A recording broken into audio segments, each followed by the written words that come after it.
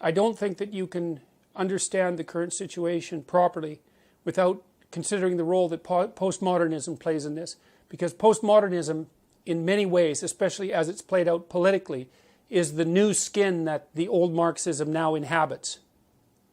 So you could think that there's a postmodern philosophy, which we'll talk about a bit, that really came into its vogue in the 1970s after classic Marxism, especially of the economic type, had been so thoroughly discredited that no one but an absolute reprobate could support it publicly anymore. Even the French intellectuals had to admit that communism was a bad deal by the end of the 1960s. And what happened was that they played a sleight of hand game in some sense and rebranded themselves under the postmodern guise. And that's where identity politics came from. And then that spread like wildfire from France, especially into the US, through Yale University, through the English department there, and then everywhere. And so what happened was, there was this idea that the Marxists had put forth that the natural landscape of economic landscape is a battle. And it's a battle between the proletariat, the working class, and the bourgeois. And that economic systems were doomed to continue to enslave people and to keep them poor and downtrodden unless there was a radical economic transformation that was predicated on something more like equity policy. And then that was put into place in many, many places, as you no doubt know, throughout the 20th century, with absolutely murderous results. It was the most destructive economic and political doctrine, I think, that has ever been invented by mankind, and that includes National Socialism, because the absolute magnitude of the havoc wreaked by the communist systems exceeded that wreaked by Hitler. And that's, Hitler didn't have quite as long a time to pull his stunts off quite as effectively, but it was a catastrophic system. And one of the things that's quite interesting is that the full breadth of that catastrophe is not something that students are well taught in our current educational system, which has always made me very suspicious. For example, the students I teach usually know nothing at all about what happened in the Soviet Union under Stalin Stalin and Lenin between 1919 and 1959. They have no idea that millions, tens of millions of people were killed and far more tortured and brutalized by that particular regime, to say nothing of Mao. So look, what happened was that by the end of the 1960s, the evidence that communism was a catastrophic failure was so overwhelming that even the French intellectuals, and we'll return to them later, because the French have a very long-lasting and powerful public intellectual tradition, and so intellectuals there are very influential. Even the French intellectuals like Sartre, Jean-Paul Sartre, the famous philosopher, had to admit by the end of the 1960s that the Stalinist, communist, Maoist experiment and all of its variants, not just those particular dictators, but all of its variants, was an absolute catastrophic failure. And then what happened was the postmodernists came onto the scene, and they were all Marxists. But they couldn't be Marxists anymore, because you couldn't be a Marxist and claim that you were a human being by the end of the 1960s. And so they started to play a sleight of hand, and instead of pitting the proletariat, the working class, against the bourgeoisie, they started to pit the oppressed against the oppressor. And that opened up the avenue to identifying any number of groups as oppressed and oppressor, and to continue the same narrative under a different name. It was no longer specifically about economics. It was about power. And everything to the postmodernists is about power. And that's actually why they're so dangerous, because if you're engaged in a discussion with someone who believes in nothing but power, all they are motivated to do is to accrue all the power to them. Because what else is there? There's no logic, there's no investigation, there's no negotiation, there's no dialogue, there's no discussion, there's no meeting of minds and consensus. There's power. And so since the 1970s, under the guise of postmodernism, we've seen the rapid expansion of identity politics throughout the universities. It's come to dominate all of the humanities, which are dead as far as I can tell, and a huge proportion of the social sciences. And we've been publicly funding extremely radical postmodern leftist thinkers who are hell-bent on demolishing the fundamental substructure of Western civilization. And that's no paranoid delusion. That's their self-admitted goal. And I've identified, not only me, obviously, but one of the main players in this entire drama is a French philosopher named Jacques Derrida, who I think most trenchantly formulated the anti-Western philosophy that is being pursued so assiduously by the radical left. And I think its dangers I don't think its dangers can be overstated. And I also don't think the degree to which it's already infiltrated our culture can be overstated.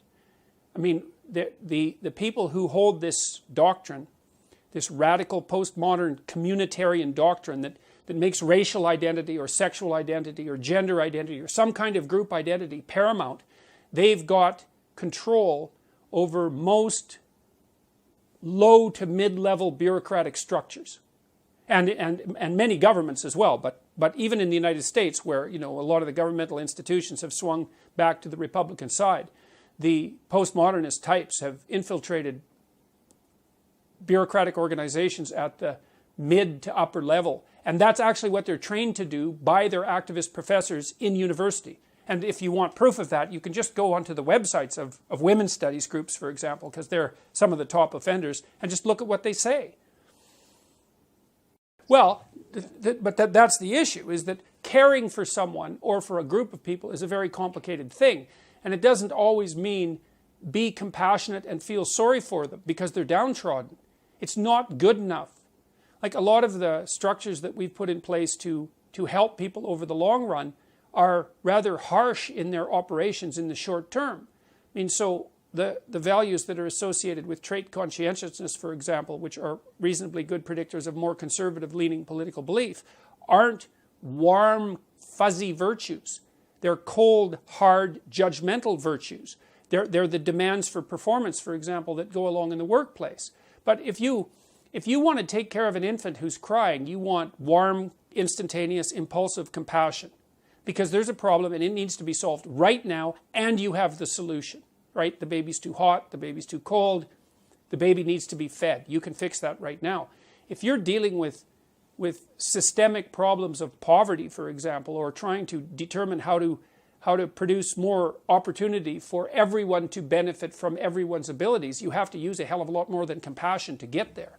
And so to think of community in the positive sense as being driven by nothing but empathy, which is really one of the central arguments of the postmodern types, at least that's what's driving some of their argumentation, is it's an absurd proposition. And so it's not so much that they confuse the two things, is that they fail to differentiate the concepts to begin with. It's very, very difficult to build functional structures that help people thrive individually and socially over long periods of time. And merely being empathetic, man, that's just going to get you nowhere. A 3-year-old is empathetic. And I'm not dismissing that. Empathy is important, but as a problem-solving mechanism, it has very, very limited utility. Yeah. Well, this brings me back to, you talked briefly about, National Socialism, fascism, and collectivism.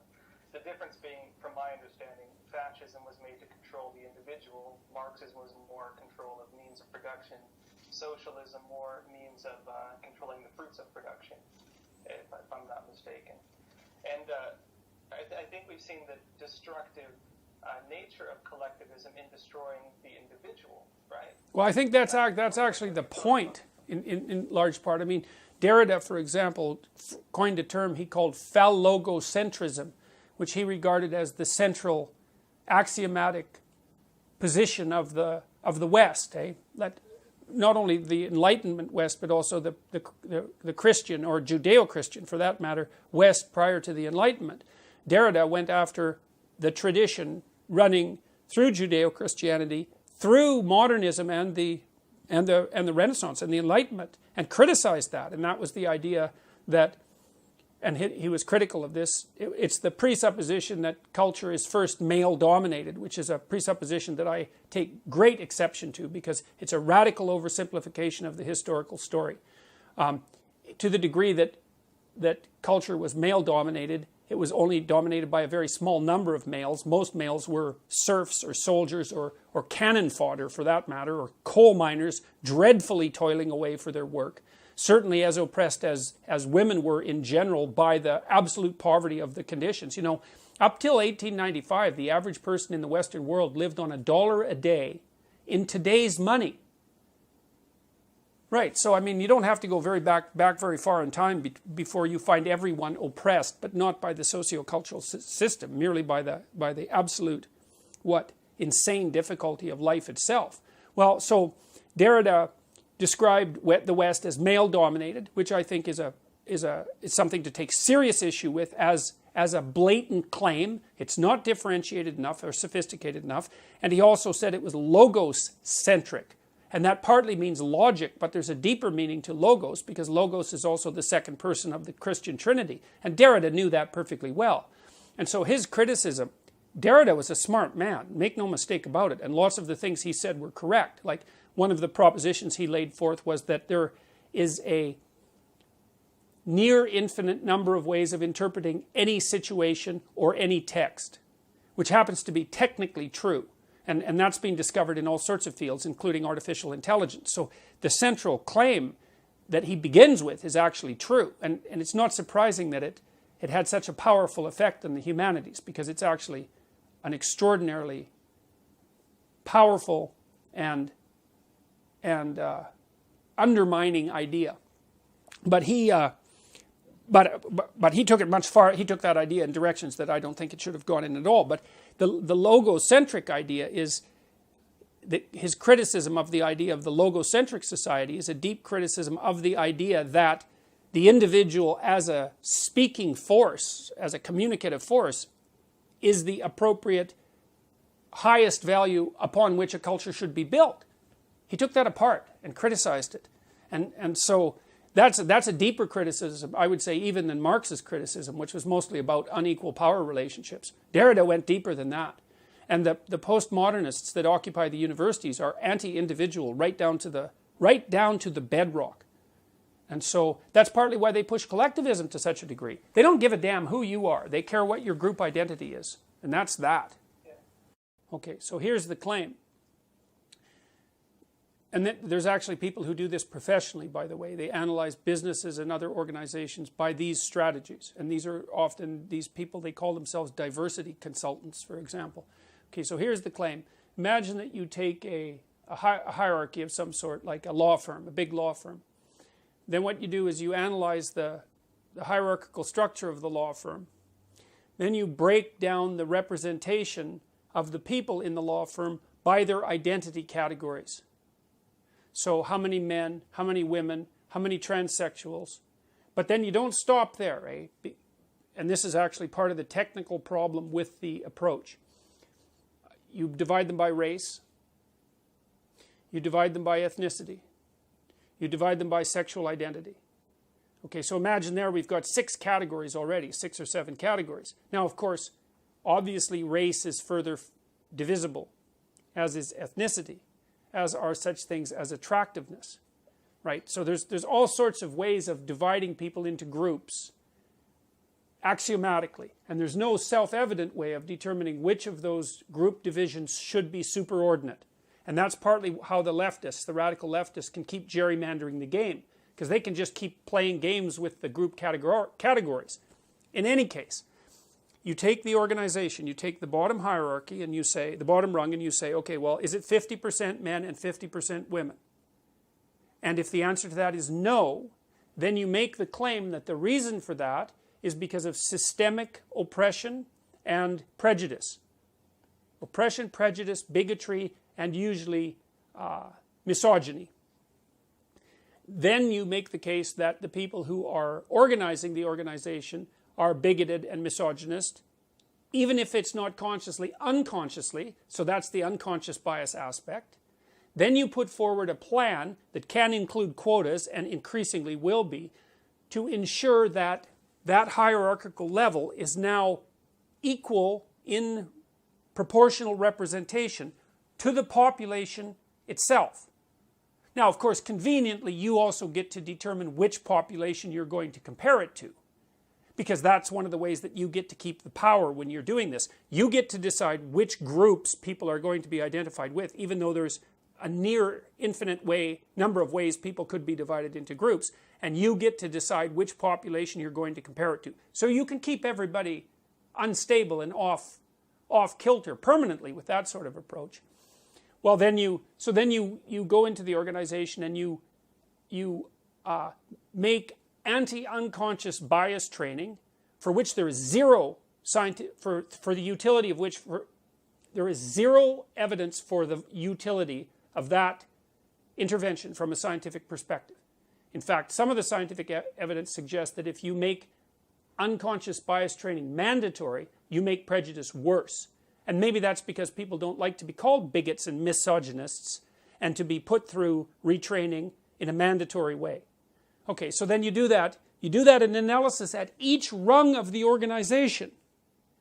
Now, you might say, well, why do you do that? Well, the putative reason is equity. Now, equity and equality of opportunity are not the same thing. If you hear someone utter the word equity, either they don't know what they're talking about and they're ignorant beyond they're ignorant in a manner that makes it inappropriate for them to engage in a conversation about it, or they are the enemy of anyone who holds the tenets of individuality dear. Because equity means equality of outcome. And so the real postmodern radicals are using community to mean equity and equity to mean equality of outcome.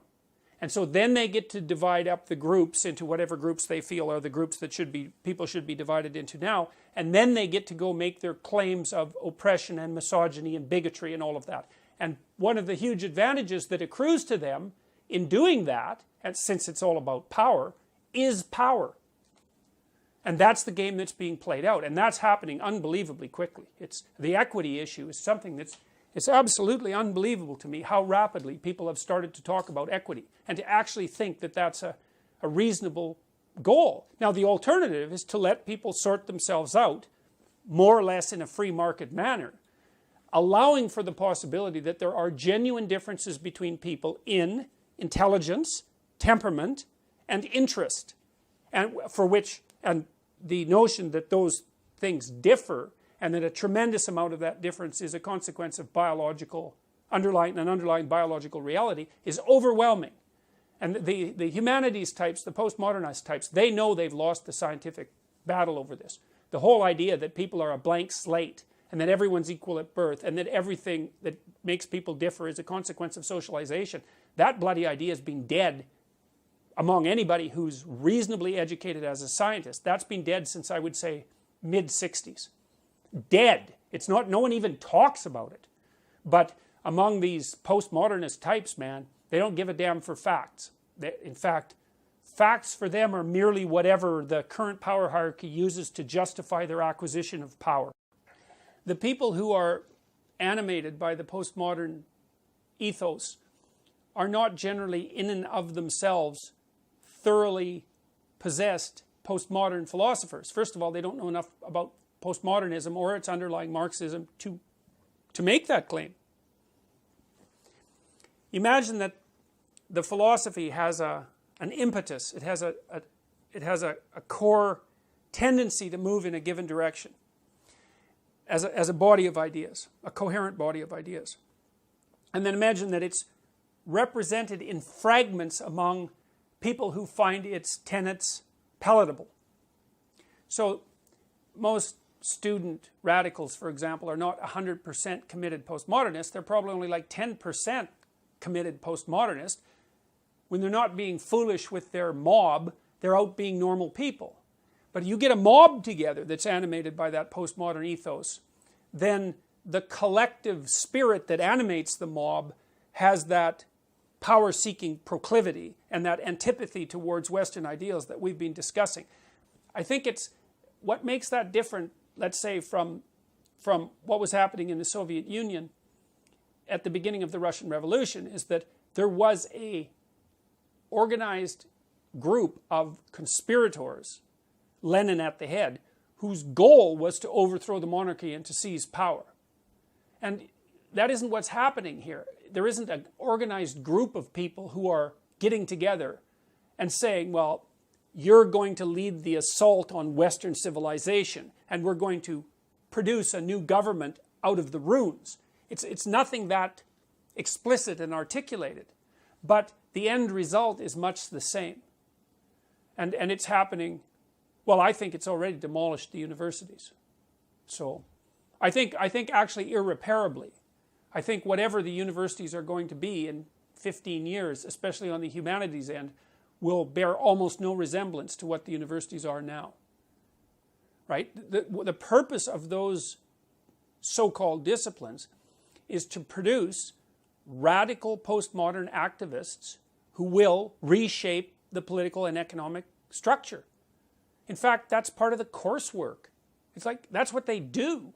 The discipline isn't based on the acquisition of abstract knowledge. They're activist disciplines. And, you know, I use women's studies as the core example because I think it's most obvious with women's studies, although all the ethnic gender studies, pseudo-disciplines that have emerged in the universities over the last 30 years are all bastard children of exactly the same enterprise. But even more appallingly, that ethos has moved out into disciplines that at one point had some genuine value. Anthropology, that's a good one. Sociology, social work, education. Education is done. The faculties of education are so corrupt that it's almost unimaginable. They might even be worse than, as a societal segment, they might even be worse than the women's studies groups because they've seized the educational systems. I mean, I've just been reviewing the Ontario Teachers Federation, ETFO, I think it is, EFTO, Education Federation. I'm sorry, I can't remember the acronym. Doesn't matter. It's a document that's produced by the main teachers organization in Ontario. And I've just been starting to review their curriculum for children from kindergarten to grade 8. It's pure social justice postmodernism. Jesus, they even teach kids here's how you interpret a book if you're a postmodernist, like a fiction book. You don't read the book and try to understand what utility might be extracted out of it to guide you in your life. That's the old system. The new system is you read the book and you analyze it in terms of whose societal position of power it justifies. So you look for who the supremacist is in the text. It could be the author, it could be the characters, it doesn't matter. You read the text as if all it does is reflect on the current corrupt power structure that obtains in current society. And that's the beginnings of literary criticism under the social justice regime. And none of this is subtle. These people have gone way beyond subtle. You know, we have social justice tribunals in Ontario. They're named that. And the educators in Ontario, the teachers, have already decided that the goal of the education system is to indoctrinate children from kindergarten into a radical postmodern, leftist, communitarian, equity-oriented ethos. That's what they're doing. They're even subsuming the teaching of mathematics and science under that umbrella. And none of this is subtle, man. You just go online and download the documents and read them. And if you read them critically and carefully, well, since I've been really looking into this, which would be since last September, really starting to look at it from a legislative and policy level, I mean, the first thing I came across was the Ontario Human Rights Commission website, which is an absolute travesty. Those people are so dangerous, it's almost, you almost can't believe it. The Ontario Human Rights Commission, it should be abolished. It's a very subversive and dangerous organization, as are the human rights tribunals. Those things are dangerous. The Ontario Institute for the Studies of Education, that bloody thing is a fifth column. The people who are producing the educators that emerge from that institute, they should be put on trial for treason. Like, it's serious stuff. And the idea that the purpose of education is to get them while they're young, you know, in kindergarten, so that this radical postmodern Marxist ideology can be so thoroughly inculcated among people when they're young that they have no chance of escaping from it. And that's what's happening in the education systems. It's unbelievable. You know, every day I come across new policy statements of this sort that make my jaw drop. It's like, as Canadians, we're so accustomed to our political system working that we don't pay any attention to it. And so when you ring the bell and say, hey, there's a problem, people think, no, there's not. This is Canada, for Christ's sake. There's no problems here. You must be insane. Right? And that's the right thing for them to think. Of course, when I started talking about Bill C-16 back in October, the first wave of public response was something like, this professor is like a demagogue who's, exaggerating the danger because of his own problems and for whatever, reputation might accrue to him. And the funny thing about that criticism is that was the right criticism, right? Because when someone stands up in a country that functions and says, hey guys, there's something really rotten going on here, the first thing you should do is assume that that person has gone off the rails. But the problem is that I haven't gone off the rails. That's the problem. The problem is that the problems that I'm pointing to, they're real. Like, look, I talked over the last 2 weeks, 3 weeks, to I would say, you know, if you imagine Canada's top 20 journalists, mostly in print, I talked to 10 of them. They're all terrified of speaking out about such things, say, as cultural appropriation. These are the main journalists in Canada. They're already censoring themselves with regards to what they'll print, and if they don't censor themselves, their editors will. And these aren't low-level people. These are people who have massive reputations, and you'd think that would be sufficient, you'd think, to protect them from being mobbed. But they're terrified. Well, the tolerance issue is interesting, because what tolerance means is, I'm stupid and flawed, and so are you, so I'll make you a deal. You don't harass me too much about my stupidity and flaws, and I'll try to leave you the hell alone too. And that's a pretty good deal for everybody. So that's the tolerance issue, right? We're all flawed, and if we demand too much of one another, in terms of perfection and unity of belief, or even unity of thought, or even coherence of thought, then we're going to end up permanently at each other's throats. So we should just try not to make unnecessary enemies. That's tolerance, and it's a good principle. The diversity issue, the tolerance doesn't mean anything goes. That's not tolerance. That's refusal to take responsibility for mature discrimination. And discrimination has also become a dirty word. It's like there's no difference between discrimination and thinking. They're the same thing. Now you might say, well, what about unfair discrimination? It's like, well, that's a whole different issue. It's like if you have person A and person B and they're both equally qualified for a job, there's something wrong if you let something other than their qualifications determine whether or not they should get the job. I mean, no one debates that seriously anymore. You know, so if somebody doesn't get a job because of their race, everybody says, well, you know, what the hell's wrong with you? You're not taking advantage of the person's talent. You're doing society a disservice, and you're hurting individuals unnecessarily. You shouldn't do that. It's like, okay, fine. We all agreed about that back in like 1965. That's covered. So, but the idea that anything goes with regards to tolerance and lack of discrimination, that's an entirely different thing. That does not mean that all people are the same, or that all abilities are the same, or that everything is of equal value. And so there's a big difference between tolerance and nihilism. And so lots of people say tolerance when they mean, well, anything goes, I can do whatever I want, I don't have to be responsible for anything, I don't have to think, and there's no difference between people no matter how they act. It's like, sorry, that's not a philosophy, man. That's a recipe for chaos and disaster. And then the diversity thing, it's like, oh, I see, we need more black people on our board because all black people think the same way. That's how we're going to play this, is it? We're not going to be able to think. So it's such a pernicious philosophy because it's predicated on the idea that the way someone thinks is inextricably tied with their group identity. Well, that's what the bloody racists used to think. You know, well, no, we're not going to invite, let's say, Iranians into our culture because all those Iranians think the same way. Well, I thought that was what racism was. And so the idea that unless you have your bloody board of governors, say, or the middle strata of your organization arranged so that every single group has equitable representation, you don't get a diverse range of opinions. It's so, first of all, that's just technically wrong, because it isn't racial and ethnic and gender diversity that gives you diverse opinions. That's just an idiotic, that's just a, I don't know how you could be, I can't understand how you could be so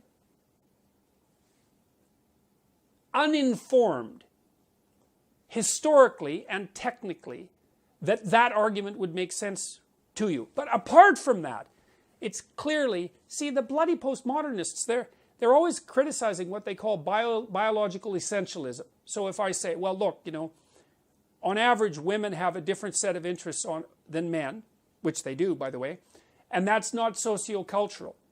They say, well, that's biological essentialism. That's wrong. But then when it comes to race, they're perfectly willing to say, oh, well, you have to have an equitable representation of all the different races, because otherwise you won't get the proper diversity of opinions. It's like, well, hold on a sec. Is race a biological construct? And you don't get the bloody diverse opinions without them emerging from this underlying biological construct? How is that not biological essentialism? And it's biological essentialism of the worst type. Having said all that, I would also caution people against making the assumption that what the radical postmodernists say they're after has anything to do with what they're actually after. Because they're not after equity. They're not after tolerance. They're not anybody's friend. Not at all. They're power. They're after power. And that's it. And they use all this compassion language, which is like, you just have to scratch the surface of that and you find out how fast that vanishes. They use all this compassion language and I'm on the side of the oppressed, all of that posturing. It does nothing but mask the underlying drive to power. And that's in keeping with their own damn philosophy, because for the postmodernists, there is nothing but power. But there's an idea that emerged in the West, and the idea is that the state is regulated by the ethic of the individual. And so that the individual has intrinsic value, and that value is predicated on the recognition of the individual's capacity to generate order out of chaos. And that's the identity with God that was implanted, so to speak, in human beings at the beginning of time, according to our founding, let's call them mythologies. There's something about that that's right. Now, if we lose that, we're going to suffer for it, man. We're going to suffer for it. And I've studied totalitarianism for a long time. I know what happens when things take a viciously communitarian twist. It is not pretty. And you know, people think our society is more, even the radical leftists who criticize it, think that our society is more robust and impervious to subversion and danger than it actually is. It's actually not. It's actually, we could lose it a hell of a lot more easily than we think. And it's got all sorts of flaws, and like, criticize away, but with a bit of gratitude, that would be nice. It's got all sorts of flaws, but we don't have anything better to put in its place. And when we tried a couple of different variations in the 20th century. Man, and that did not go very well. Now, if people want to bring that back, it's either because they don't know what happened, and they probably don't, because generally speaking, people's historical education is so dreadfully inadequate that it's actually, it's like a crime.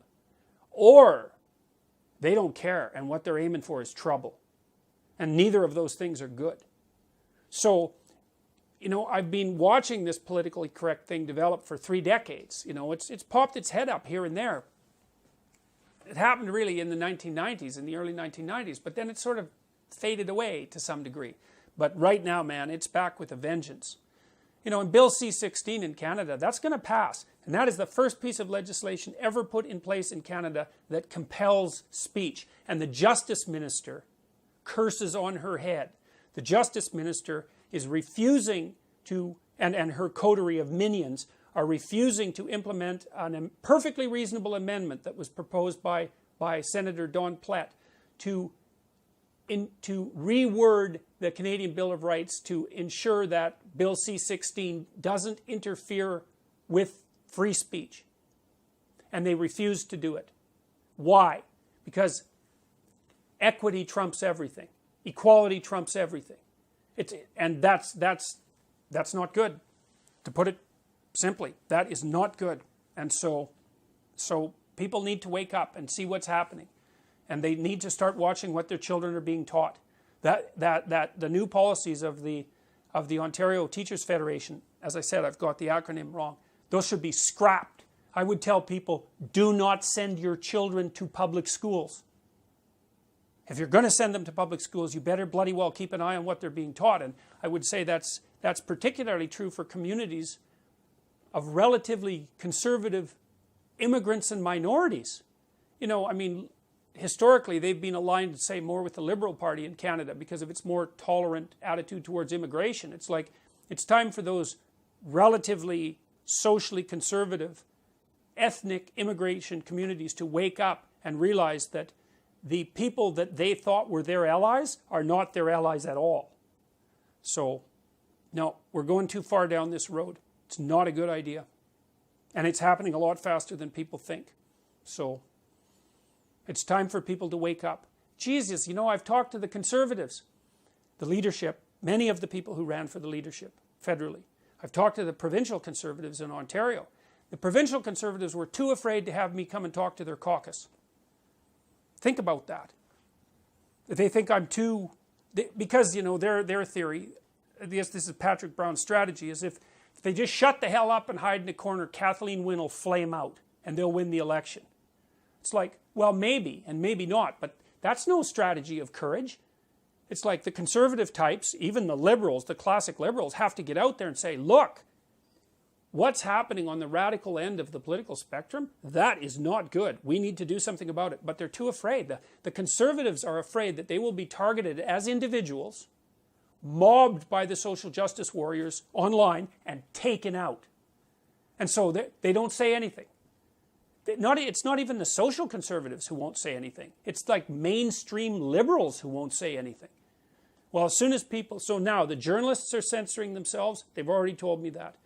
The politicians are censoring themselves. It's like, what the hell? What's going on? And what's really awful about it is it's a very small minority of people who are basically producing this movement forward. It's probably no more than about 5% of the population. So, and the other thing that's so interesting is if you push back against them hard, they just fold. I can't even get the social justice types to debate me. They won't do it. Now, they don't believe in debate. So why would they debate? They only believe in power. But like when I went to Queen's University to talk to the law students there about Bill C-16, from what I gathered, all of the law professors were invited to debate me. Now think about it. I'm not a bloody lawyer. I'm no law professor. I'm talking about legislation. Like a good lawyer should have been able to come out and just have twisted me into knots and sent me home in a cast. And they couldn't find a single bloody professor to come out there. So Bruce Pardee, who's a professor, had to come out and play devil's advocate. So there's no debate there. There's no discussion. So this small minority, they're well situated. They have a philosophically driven agenda. They're motivated personally by resentment and power. But there aren't that many of them, and they're bloody cowardly. And if you face them down, they'll run away. So I would say we should face them down before they continue to wreak the kind of havoc that they're already wreaking on our society. And we could certainly start with Kathleen Wynne and her coterie of radical postmodernists. So we should chase every single liberal, every single provincial liberal should be taken out of the Ontario legislation in the next election. That would be a good outcome. That would be a message. It's like, don't muck about with the structure of the family. There's a start. So, yeah, well. But the thing is, people are afraid. So the conservatives won't even come out and be conservative. So one of the things I've talked to them about, and I think I talked to 5 of the people who were involved in the leadership convention, was if you guys are afraid to be conservative, you've already lost. You're done. Like, you're just playing out an empty game. And that's the policies they're pursuing. Patrick Brown won't come out and, like, what the hell, Kathleen Wynne, she should be hanging on with one finger. If that woman had an ounce of integrity, she would have resigned when her popularity fell below 10%. But she doesn't, and no one will take her on with regards to that. So, it's not good. I can tell you one thing that I've experienced. If you're not happy with the kind of policies that your company is putting in place, or the bureaucracy that you work in, or your government, or any of those things, if you're not happy about it, and you wait, the probability that you'll become more unhappy is extraordinarily high. If you come out and say something early on, you're taking a risk. But if you say something and you don't apologize and you hold your damn position, you can chase them back. That's been my experience. You don't apologize, and you don't soften what you have to say. But as far as I can tell, you've got a choice. You can wait around until things get worse and you're weaker, and you can wait till you're taken out, or you can stand up now and say what you have to say with a reasonable chance of success. That's how it looks to me. A very small proportion of extremely radical people have managed to grip the steering mechanisms of our large-scale social structures. It's like, were we asleep? And the answer is, yeah. That you fall asleep when things are too good for too long. So it's time to wake up, man. It's time to notice that the liberals that we're electing are not liberals. They're not even socialists. They're way the hell to the left of that. And so how did that happen? No one expected that. Oh yeah, that wasn't real communism. Yeah, we've seen a great example of that in Venezuela, where they put everybody on the kind of weight loss plan that's made the average citizen lose 20 pounds. Right? Everyone's starving in Venezuela. It's like, hey, look, another example of what wasn't real communism. So I know what that means. I've thought about that for years. When someone says that wasn't real communism, here's what it means. I am so narcissistic and arrogant and so convinced of the rightness of my ideology and of my moral purity that if I was the dictator of a communist state, the utopia would have come in as promised. That's what it means. That wasn't real communism. That's what that means. So when anyone ever says that, you think, oh boy, I've got your number now. I know what you think of yourself.